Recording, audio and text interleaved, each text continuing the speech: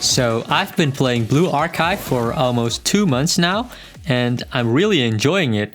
Both the game and its unique community have definitely left me with quite the lasting impression. But how did a prim and proper normal human being like myself end up playing this stupid game? Surely it was not the anime boobies that enticed me, and most definitely not the cunny content. Okay, I admit, the artwork of this game has been pestering me for more than a year now on Twitter. When I was bored 2 months ago, I gave in to the temptation and decided to finally give this game a try. Just a simple download on my phone and...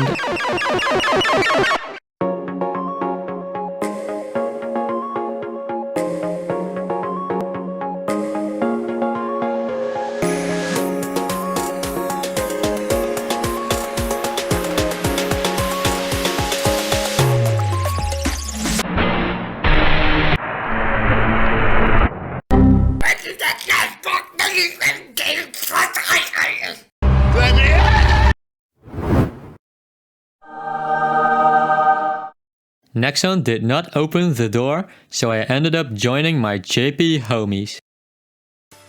My first impression of BlueArchive? Just another autoplay mobile gacha game that will enrage you when RNG-sama decides that today is the last day you want to log in. And while the artwork is gorgeous and the music is pretty catchy at first glance, I wasn't sure whether I should be spending my precious time on another brainless gacha game. I've played a fair bit of those in the past, and the foolish me back then fell for the gacha trap and ended up wasting quite a bit of money on a dopamine-inducing activity. But I, as the enlightened human being I am now, have freed myself from the enslavement of the gacha gods and will not be enticed by 2D anime cunnies. Or so I thought.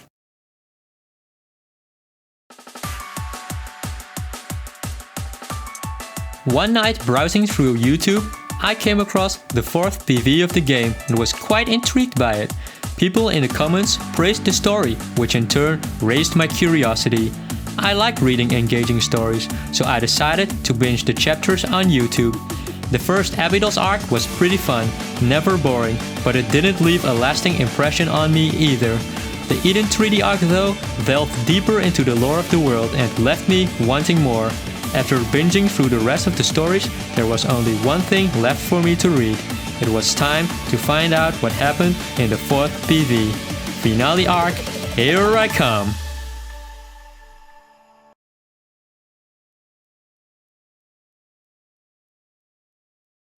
Well, it turns out the final arc was not even available in English yet, and with no full English version at my disposal, I had to rely on my mediocre Japanese comprehension skills to watch some Japanese streamers read it out for me. Yes, I'm a failure who can understand Japanese quite decently, but sucks at reading it. Learning 2,000 different symbols might have been a bit of a tall task for a lazy bum like me.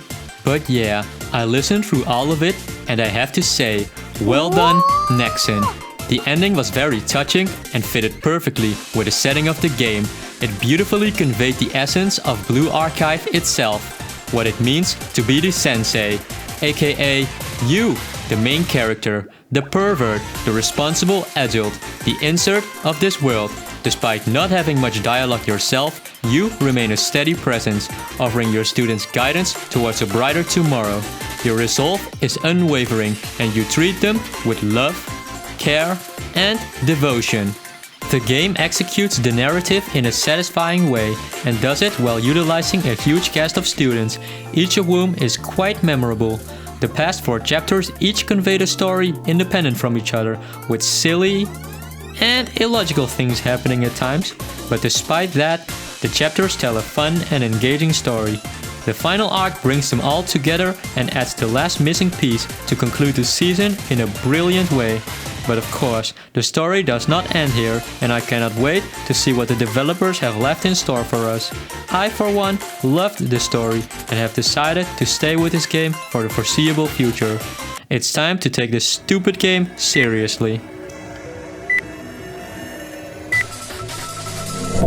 What would any normal and sane person do when they decide to invest time into a gacha game? No, not that yet. The answer of course is outplaying the one and only RNG-sama before throwing any cash at the screen. So as the big-brained individual I was, I spent multiple days re-rolling for the perfect start. In the beginning, I spent hours re-rolling on 2 different phones until my IP got timed out after the first day. And yes, I play my mobile games on actual mobile phones. It's probably slower for re-rolling, but I wanted to take the safest route. Also to you degenerates that exclusively play gacha games via emulator on the PC. And I know there's plenty of you out there. I've always wondered, why? What is wrong with you guys? Okay, so the JP server timed out my IP from making new accounts, and I ended up needing to use a VPN to keep re-rolling. 3 more days passed, and in the end I had rolled 3 accounts that I liked. I played the 3 accounts until I unlocked PvP and cashed out my free stash of pyroxenes by climbing to rank 200 PvP on each one of them.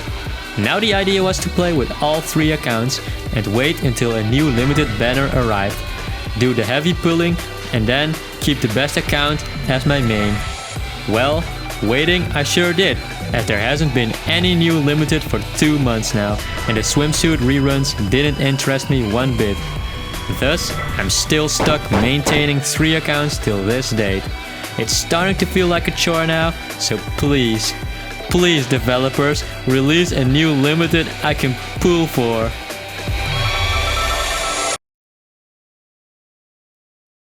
Okay guys, I somehow managed to sneak my way into the global server and I rerolled a really good account. I'm ready to set off now. I only need to grab my pyroxenes from PvP.